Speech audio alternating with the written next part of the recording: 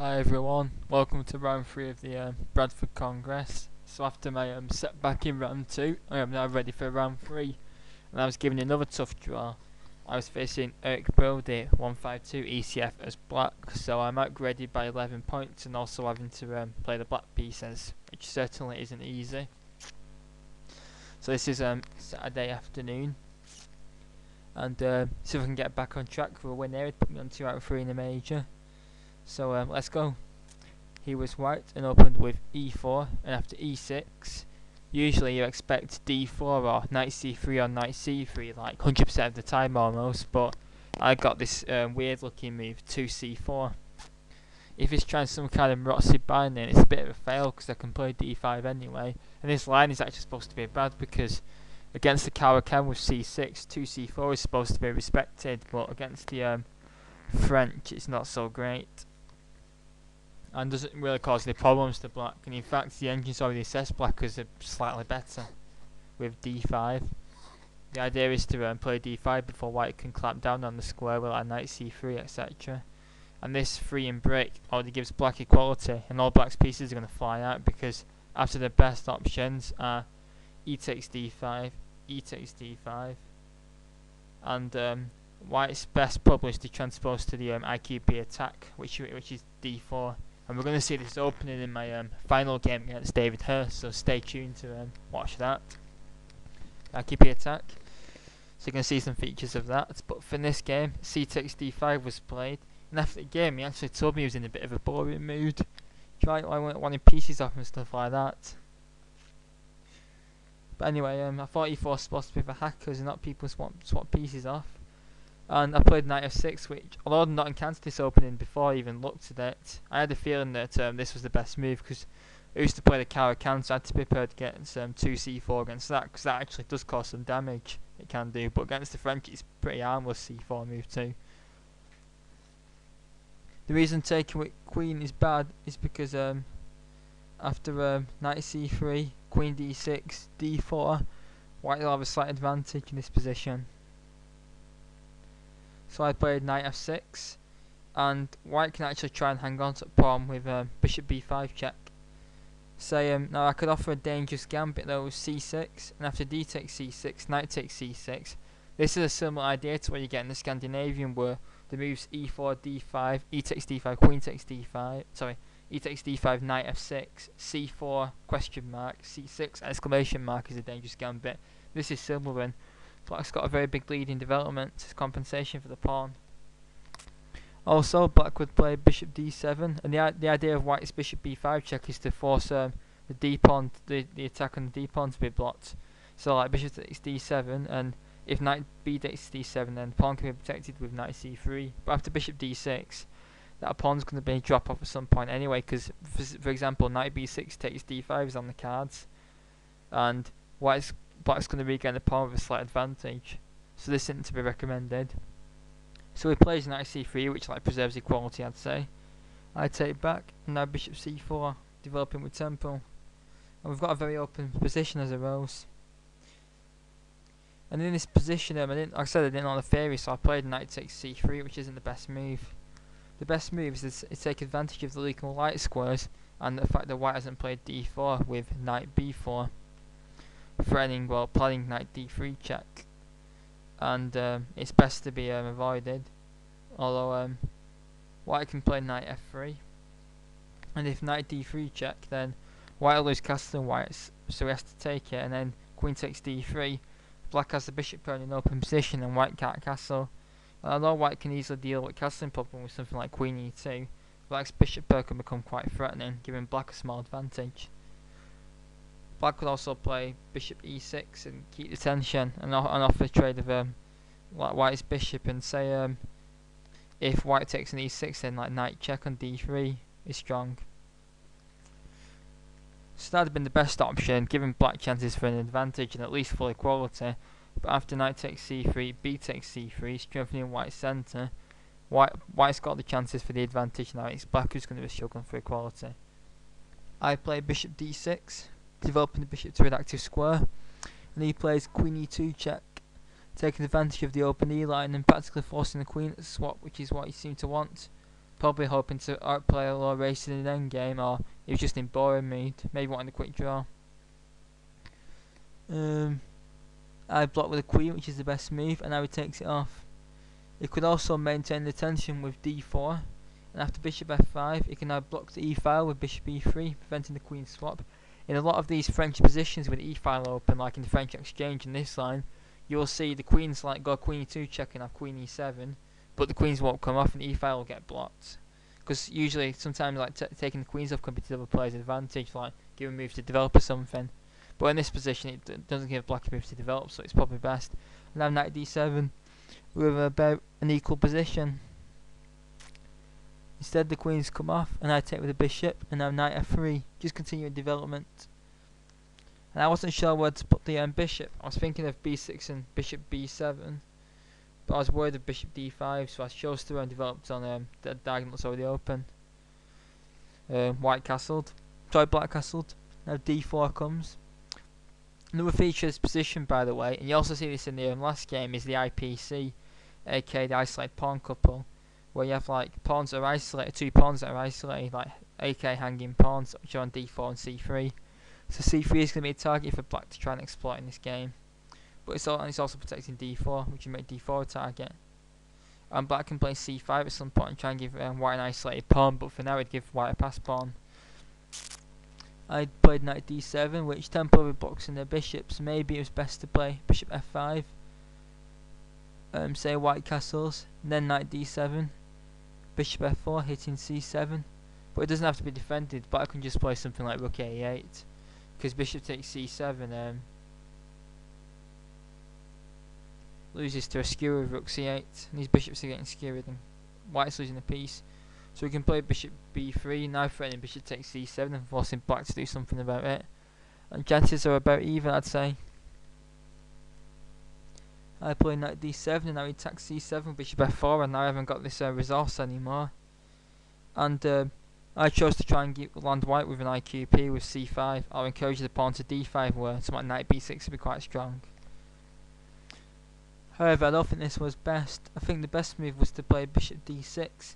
However, I rejected this move because A, I wanted to give white an isolated pawn, and 2, I thought that after bishop takes d6, c takes d6, I've got an awful pawn on d6 which is backward and isolated, and it could become a bad weakness, but it's actually quite strong because it stops a white knight coming to e5. It plans rook e8 check with counterplay along the e line, so it's quite dynamic actually and would have been perfectly fine. Say white castles to get have any checks on that, knight b6, bishop b3, rook e8, rook fe1, bishop d7, with an interesting position where it's hard to tell whether black's d6 pawn is going to be strong, i.e. keeping a white knight over e5, or it's just going to be a target which will make black passive and get bullied. But white's not without weaknesses. His pawn structure is a bit split with isolated pawn couple and a pawn on a2 which is isolated, so chances are about even. It'll be an interesting position to play. Both sides have the trump cards and chances, but a draw would probably be the most likely result. So c5, trying to land white with an isolated pawn and going for the winning initiative. He castles. And now I could have played c takes d4. And the best move given is actually to tempo is to play rook fe1, attacking the bishop, bishop f6, c takes d4, the isolated pawn now, which could actually be quite strong because it is passed at the end of the day. And black hasn't got any centre pawns. Knight b6. Because when playing against an isolated pawn, you should aim to control the square in front of it. So, and then knight's the best piece to blockade it. So knight f6 is a multiple purpose move because it also attacks the bishop, so it comes to tempo. Bishop b3, bishop g4, threatening to mess white's pawn structure even more. So maybe bishop e5, bishop takes f3, and now in between with bishop takes f6. And both sides don't want to take the bishops back because they'll both get fractured pawn structures. So bishop d5, bishop h4, and white's got an isolated pawn which is blockaded, but white's got to pay dangerous pair of bishops in return. So the position is dynamically equal and both sides have the chances again. So this game has led to some rather interesting endgames. However, I blundered with knight f6. I thought this is just a natural move, planning to come into e4.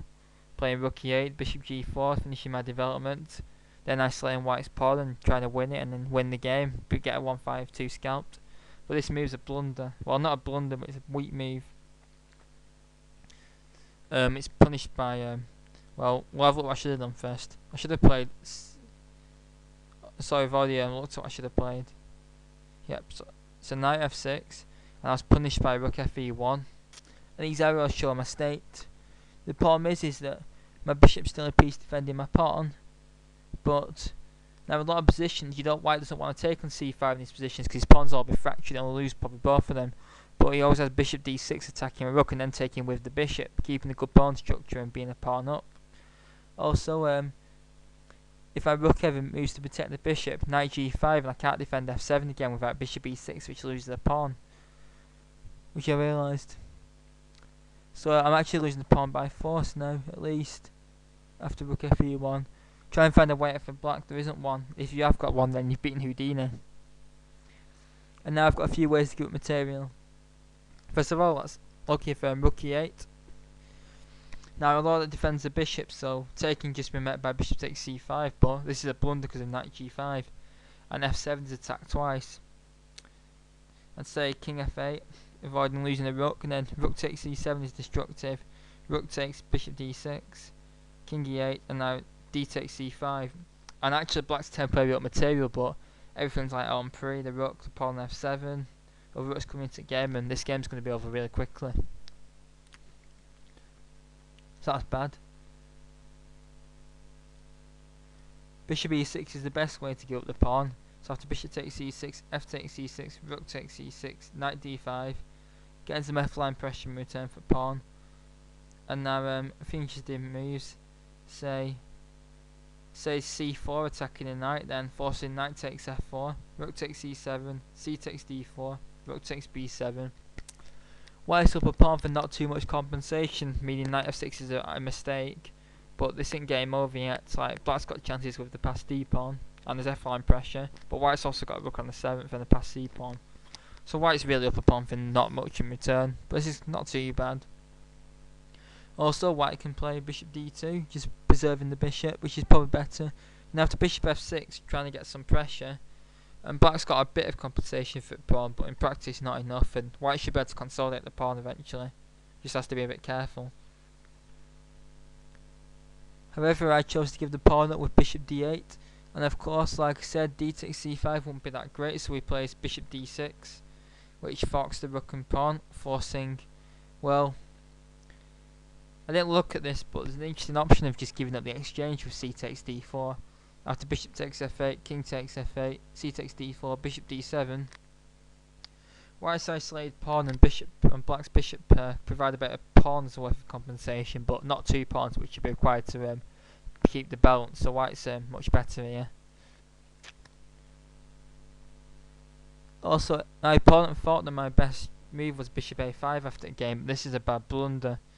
Well, it's not a blunder, but after bishop takes f8, the intended bishop takes c3 just loses to bishop takes c5, bishop takes a1, rook takes a1, white's bishop up. I think my opponent spent a lot of time calculating on bishop a5. He spent a long time on this move. So after I played rook e8, and now my opponent misses the most best move. He could have played knight g5, highlighting the weakness of f7. And now rook takes c1 is practically forced. Rook takes c1, threatening rook e. Sorry, if the knight moves, then rook e8 is mate. C takes d4, c takes d4, and now, well, f7 is actually dropping by force. So bishop d7, knight takes f7, and resignation is practically forced because there is no way to prevent these discoveries that are going to win material, and maybe even get checkmate. So rather than winning pawn, knight g5 was a much stronger move. So he just wins the pawn with rook takes e8 check, knight takes e8, which also forces my knight to a passive square, and now bishop takes c5. And next thing, knight g5 is going to be immediately crushing, winning another pawn because bishop e6 will be forced. So I play knight c7. So if the knight moves, then I can block on e6 for a piece. And white's just really putting up here. Should be a matter of technique. But of course, we're not we're major level, not open level or grandmaster level, so there's still chances for black. He plays rook e1, bringing the rook to the e file, And the problem is as well that my development's like really awful. I need to get some pieces into the game. So the best move was bishop d7, planning maybe bishop c6 with some activity and pressure. But d5, pushing the passed pawn in the centre. Bishop f6, attacking c3, and now knight e5, blocking the bishop out, leaving white a safe pawn up. But this was the best chance, because after I overlooked a tactic, quite a simple one as well. So it was a long time control. I wasn't expecting to miss this tactic in rapid, but here I missed one.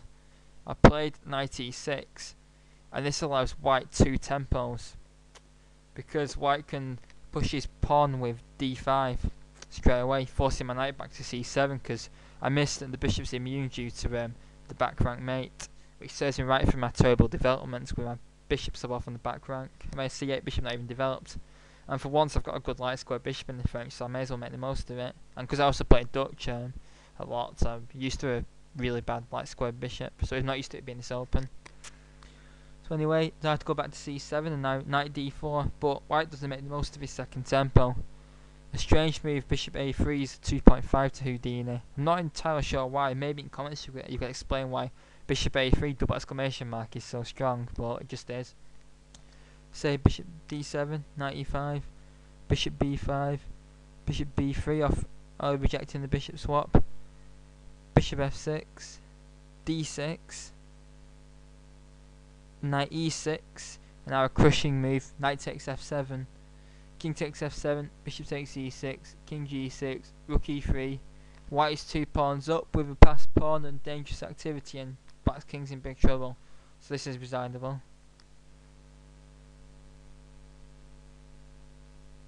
But knight d4 was played.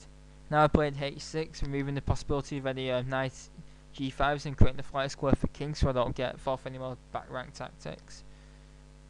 However, bishop d7 again was stronger. I'm neglecting development as usual. Say d6, pushing the passed pawn with tempo, because passed pawns must be pushed. Knight a6, bishop a3, knight back to b8, planning to recycle the knight to a more active post, and now knight b3, coming into c5 is very strong and gives white a winning advantage. But I play h6, and now again I think white's missing the most crushing move, like knight b5 is most crushing. So if knight takes b5, then rook e8 check, king h7, rook takes d8, knight takes c3, and you're thinking, what's this done? Black's just won his pawn back. But now comes bishop d4, knight e4, and bishop d3. So despite it being equal material, the advantage on Houdini is about 6 pawns, because now there's a forcing sequence with f5, f3, knight g5, and now just, well, bishop takes f5 is crushing it as well, but rook takes c8, simple tactic, rook takes c8 and bishop takes f5, and white's going to be a piece and a pawn up, so that's resigns, alert, because we know that when grandmasters drop a piece without compensation, they always resign.